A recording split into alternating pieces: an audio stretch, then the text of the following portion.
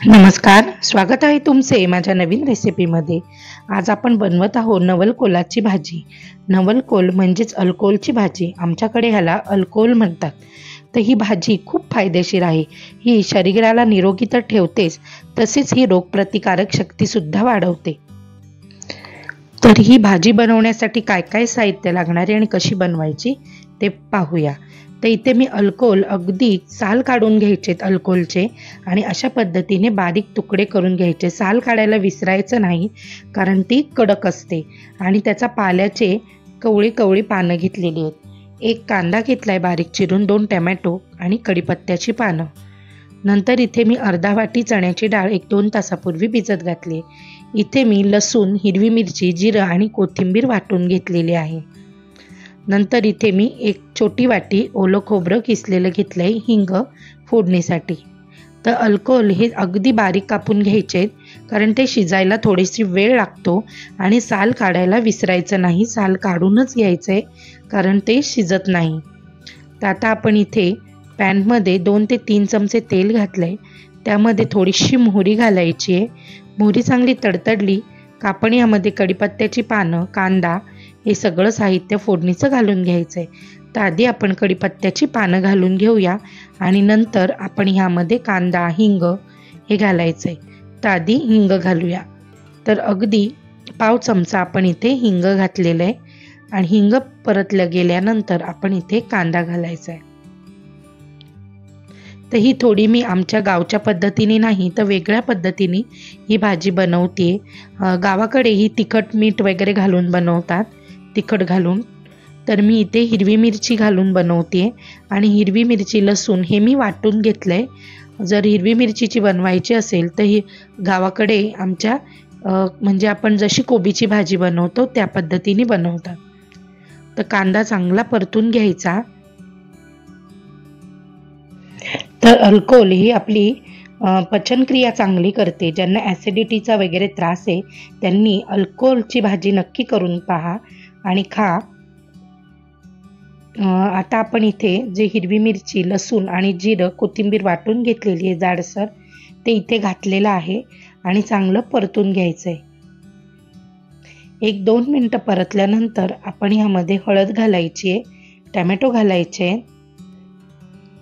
तर आधी आपण इथे टोमॅटो घालून घेऊया आणि नंतर हळद घालूया। तर टोमॅटो घालून चांगला टोमॅटो शिजेपर्यंत आपल्याला हे परतून घ्यायचंय। तर मी इथे 2 छोटे टोमॅटो घेतलेले आहे। तुम्ही जर एक घेणार असाल तर मोठा 1 टोमॅटो घ्यायचा आणि चांगलं तेल सुटेपर्यंत हे परतून घ्यायचं। जी नवलकोल आहे त्यामध्ये कॅलरीज खूप कमी असल्यामुळे ज्यांना हृदयविकाराचा त्रास आहे त्यांना ही भाजी खूप फायदेशीर आहे। तसेच जे डाएट करत आहेत त्यांसाठी सुद्धा ही भाजी खूप चांगली आहे। आता आपण इथे हळद घातलेली एक अर्धा चमचा आणि पुन्हा एकदा आपण हे छान परतून घेऊ। तर नवलकोलाचे भरपूर असे फायदे आहेत। तुम्ही नवलकोल हे या दिवसांमध्ये नक्की खा। नवलकोलामध्ये विटॅमिन ए, विटॅमिन सी याचा भरपूर असं प्रमाण असतं। ज्यांना थायरॉईडचा प्रॉब्लेम असेल ना त्यांना सुद्धा ही भाजी खूप उपयुक्त आहे। नंतर आपण इथे जी चणा डाळ भिजत घातलेली ती चणा डाळ आता आपण यामध्ये घालून घेऊया। चणा डाळ घातल्यावर आपल्याला छान असं परतून घ्यायचंय आणि नंतर आपल्याला ही भाजी घालायची। तर ही भाजी जी आहे ही शिजायला थोडासा वेळ लागतो आणि या भाजीमध्ये पाण्याचं प्रमाण भरपूर असतं कोबीसारखं, त्यामुळे आपल्याला यामध्ये पाणी घालायचं नाही आहे। जसं आपण कोबीची भाजी शिजवतो त्याचप्रमाणे ही भाजी आपल्याला शिजवून घ्यायची। ह्याला गाठ कोबीसुद्धा म्हणतात। तर ही आता आपण काय करायचं आहे, आपले जी नवलकोल आहे कापून ठेवलेली ती नवलकोल यामध्ये घालून घ्यायची आणि झाकण ठेवून झाकणावर पाणी टाकून आपण ही वाफेवर भाजी शिजवून घ्यायची।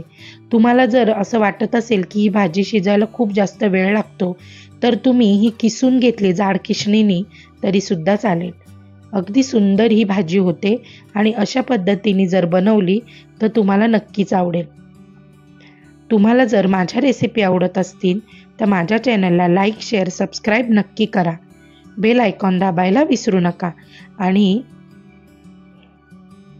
जी आपली ही नवलकोलाची भाजी आहे त्याचा हा जो पाला आहे हा सुद्धा घ्यायचा आहे आपल्याला। हा पाला टाकून नाही द्यायचा, फक्त काय करायचं आहे त्याचा पाला घ्यायचा आहे। देठ जी आहेत त्या ज्या पाल्याची ती देठ पूर्णपणे काढून टाकायची आहे। नंतर आता आपण इथे चवीपुरतं मीठ घालून घेऊया आणि परतून घेऊया। मस्त असं परतून घ्यायचंय।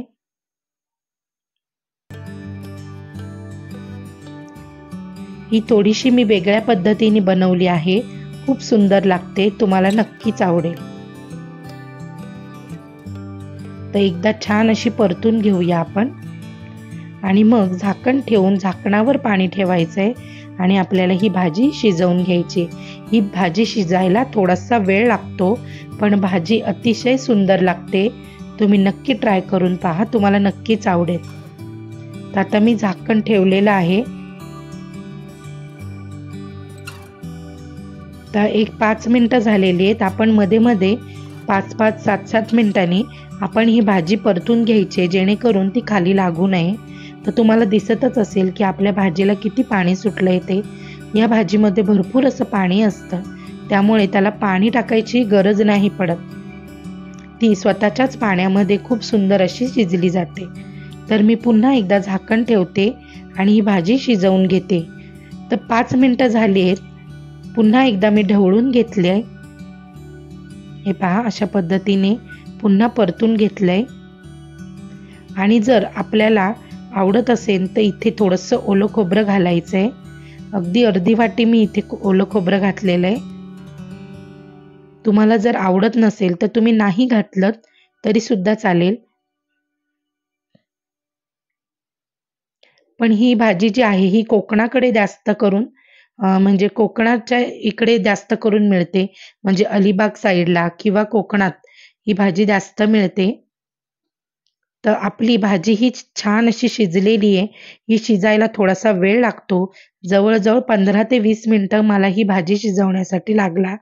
पण भाजी अतिशय सुंदर झालेली आहे। तुम्ही नक्की करून पहा आणि कमेंटमध्ये मला नक्की सांगा। चला तर मग पुन्हा आपण भेटूया पुढच्या व्हिडिओमध्ये। Bye bye.